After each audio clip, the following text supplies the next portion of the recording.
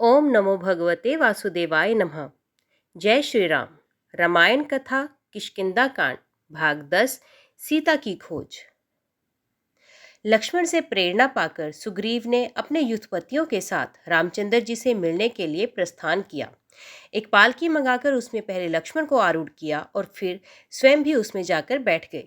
शंखों और भेरियों की ध्वनि करते हुए सहस्र वीरों के साथ सुग्रीव वहां पहुंचे जहां श्री राम जी निवास कर रहे थे। लक्ष्मण को आगे करके और हाथ जोड़कर विनीत भाव से सुग्रीव श्री राम के सम्मुख खड़े हो गए।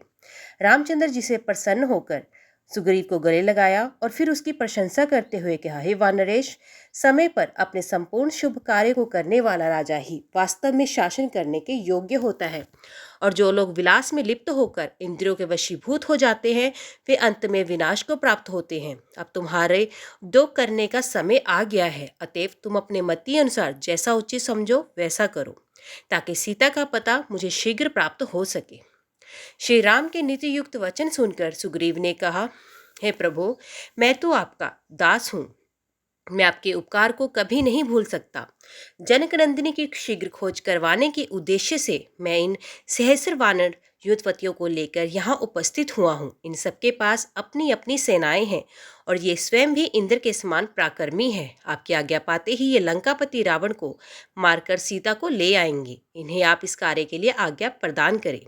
सुग्रीव की उत्साहवर्धक बात सुनकर राम बोले, राजन, सबसे पहले तो इस बात का पता लगाना चाहिए कि सीता जीवित भी है या नहीं। यदि जीवित है तो उसे कहाँ रखा गया है, रावण का निवास स्थान कहाँ है, उसके पास कितनी सेना है और कैसी सेना है, वे स्वयं कितना पराक्रमी है। इन समस्त बातों के ज्ञात हो जाने के बाद ही आगे की योजना पर विचार करना चाहिए। ये कार्य ऐसा है जिसे ना मैं कर सकता हूँ और ना ही लक्ष्मण, केवल तुम ही अपनी सेना के द्वारा करवा सकते हो।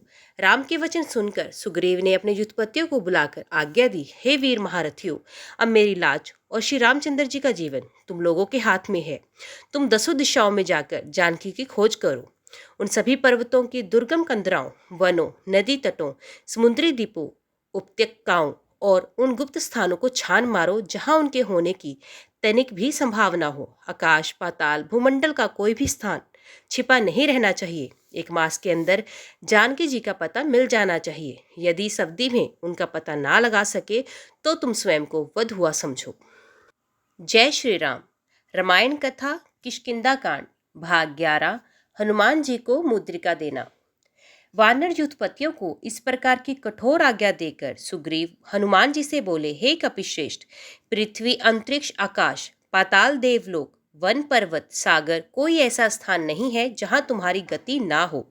असुर, गंधर्व, नाग, मनुष्य, देवता, समुद्र तथा पर्वतों सहित संपूर्ण लोगों को तुम जानते हो और अतुल, अद्वितीय, पराक्रमी तथा साहसी हो। तुम्हारी सूझबूझ और कार्यकुशलता भी अपूर्व है। यद्यपि मैंने सीता जी की खोज के लिए सब वानरों को आदेश दिया है, परंतु मुझे सच्चा भरोसा तुम्हारे ऊपर ही है और तुम्हें ही उनका पता लगाकर लाना है। सुग्रीव का हनुमान पर इतना भरोसा देखकर राम बोले, हे हनुमान, सुग्रीव की भांति मुझे भी तुम पर विश्वास है कि तुम सीता का पता अवश्य लगा लोगे। इसलिए मैं तुम्हें अपने नाम से सुशोभित अपनी ये मुद्रिका देता हूँ। जब कभी जानकी से मिले उसे तुम ये मुद्रिका दे देना। इसे पाकर वे तुम्हारे ऊपर संदेह नहीं करेगी, तुम्हें मेरा दूत समझकर सारी बातें बता देगी। राम की मुद्रिका लेकर हनुमान ने उसे अपने मस्तक से लगाया और सुग्रीव तथा श्री राम के चरणों को स्पर्श करके वानरों की सेना के साथ सीता की खोजने में निकल पड़े। शेष वानर भी सुग्रीव के निर्देशानुसार भिन्न भिन्न दिशाओं के लिए चल पड़े। उन्होंने वनों, पर्वतों, गिरकंदराओं, घाटियों, ऋषि मुनियों के आश्रमों, विभिन्न राजाओं की राजधानियों, शैल शिखरों, सागर द्वीपों, राक्षसों, यक्षों, किन्नरों के आवासों आदि को छान मारा, परंतु कहीं भी उन्हें जनक नंदिनी सीता का पता नहीं मिला। अंत में भूख प्यासे व्यथित होकर, थककर, उत्साहहीन हो, निराशा के साथ एक स्थान पर बैठकर अपने कार्यक्रम के विषय में विचार विमर्श करने लगे। एक युद्धपति ने उन्हें संबोधित करते हुए कहा, हमने उत्तर, पूर्व और पश्चिम दिशा का कोई स्थान नहीं छोड़ा। अत्यंत अगम्य प्रतीत होने वाले स्थानों को भी हमने छान मारा, किंतु कहीं भी महारानी सीता का पता नहीं चला। मेरे विचार से अब हमें दक्षिण दिशा की ओर प्रस्थान करना चाहिए, इसलिए अब अधिक समय नष्ट ना करके हमें तत्काल चल देना चाहिए। व्युत्पत्ति का प्रस्ताव स्वीकार कर सबसे पहले ये दल विंध्याचल पर पहुंचा। वहां की गुफाओं, जंगलों, पर्वत शिखरों आदि सभी स्थानों को उन्होंने छान मारा, किंतु जनकनंदिनी सीता ने उन्हें दर्शन नहीं दिए। विंध्य पर्वत के आसपास का महान देश अनेक गुफाओं तथा घने जंगलों से भरा था, इसलिए वहां जानकी जी को ढूंढने में उन्हें अत्यंत कठिनाई का सामना करना पड़ा। इस प्रकार से जानकी जी की खोज के लिए सुग्रीव के द्वारा दिया गया समय व्यतीत हो गया। समस्त वानर पूर्णत निराश हो गए और सुग्रीव के द्वारा दिए जाने वाले दंड के विषय में सोचकर अत्यंत भयभीत भी हो गए। उनकी निराशा और भय को देखकर महाबुद्धिमान अंगद ने कहा, निराश और भयभीत होने की आवश्यकता नहीं है। यदि हम सभी वानर अभी भी प्रयत्न करके जानकी जी की खोज लेंगे तो महाराज सुग्रीव प्रसन्न ही होंगे। कर्म का फल अवश्य ही मिलता है, अत खिन्न होकर उद्योग को कर छोड़ देना कदापि उचित नहीं है। राजकुमार अंगद की बातों से उत्साहित होकर वानरों ने जानकी जी की खोज के लिए पुण्य उद्योग करना आरंभ कर दिया। वहां के अत्यंत भयंकर तथा सुनसान जंगलों में ना तो पानी मिल रहा था और ना ही किसी प्रकार के कंदमूल फल ही मिल रहे थे। मनुष्य का तो नामो निशान ही तक दिखाई नहीं दे रहा था। वहां अन्वेषण कार्य बहुत ही कठिन था और वानरों को वहां अत्यंत कष्ट सहन करना पड़ा।